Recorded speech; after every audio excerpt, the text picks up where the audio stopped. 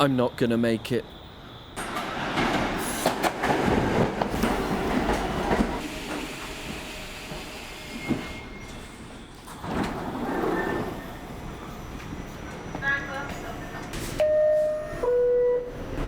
So the plan today was to wake up extremely early for my night owl self, head into the city and get some photos of downtown Manhattan as the sun rose.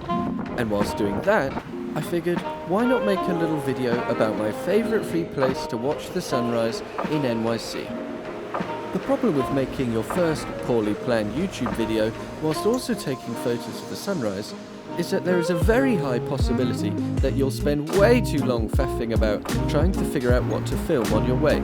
This will result in arriving 20 minutes later than you planned, when the sun is way too close to rising and your perfect window of blue hour and sunrise is gone. So I guess I've already learnt my first filmmaking lesson, and it's confirmed what everyone has said to me my entire life, that yes, I faff way too much. All kidding aside, I'm a photographer first, and always have been. And stepping into the world of video is something I've done on one-off random project, but it's always been separate from my photography. So this video that you're watching, this is my first attempt at merging photography and video in one space, and my goodness, I found it so hard. By the time I got to the rooftop, I was running around for 15-20 minutes trying to find the best spot to set up my tripod for some epic video footage. And I somehow completely forgot that I was there primarily to take photos of the sunrise that was rapidly happening around me. Oops. Was it the most successful shoot of my life? No. Did I learn a lot? Yes. I learned some very important lessons on video making, filmmaking, YouTube, and I know some of these are outrageously obvious, but I'm new here, bear with me. Maybe you'll learn something too.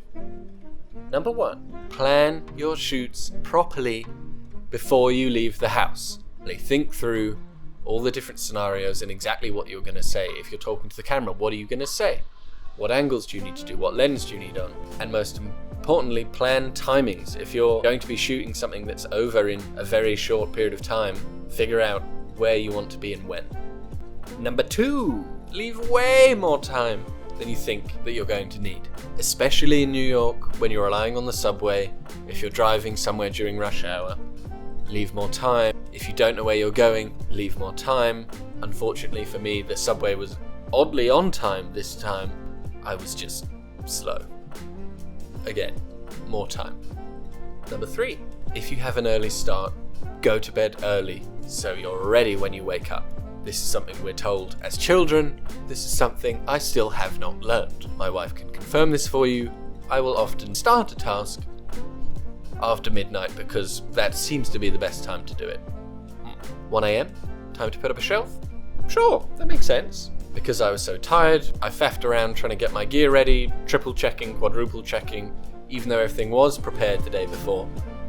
Because I wasn't in the right headspace when I got up, I was checking everything over and over because I couldn't remember what I'd already checked. I also found by the time I got to the subway and sat under those oddly bright artificial subway lights at 5 a.m, I had a pounding headache. So I had to put my sunglasses on the train at 5 a.m. I'm sure no one noticed, it's New York, stranger things happen. And this also ties into number 4, to eat food and drink water before you leave for a shoot. Again, like sleeping, this is something we are taught how to do from a very young age. And again, this is something I often forget to do. Usually when I'm doing too many things at once, I'll just forget to do these very basic survival related things. I ended up being out of the house for about 7 hours, and the fact I left thinking that I didn't need to eat or drink anything was interesting.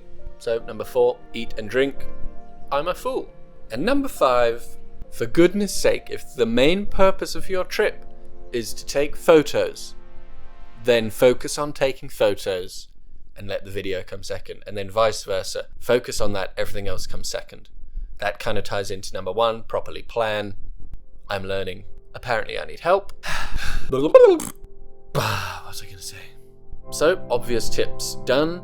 obvious lessons hopefully learned. I didn't actually take any photos on arrival of the light changing so beautifully in the reflections of the buildings downtown, the whole purpose of me being there. So sadly for you and for me, I got the footage I wanted of commuting on the subway, woohoo! But not much of the rooftop and the sunrise itself. Once I realized how light it had gotten, I said, screw it, I need to take some photos, goodbye video. Unfortunately for anyone watching this, that is why the next segment is compiled mainly of just my photos popping up and not of some beautiful cinematic footage of Blue Hour and the sun rising in Manhattan. But for now, this will have to do. I'll stop rambling. Thank you for making it this far. I hope you keep watching till the end. And most importantly, I hope you like the photos. Please like and subscribe. I think that's what I'm supposed to say. I'd love to make some more videos, and I promise each video will get better and better. I hope. That's the plan anyway. Thanks again.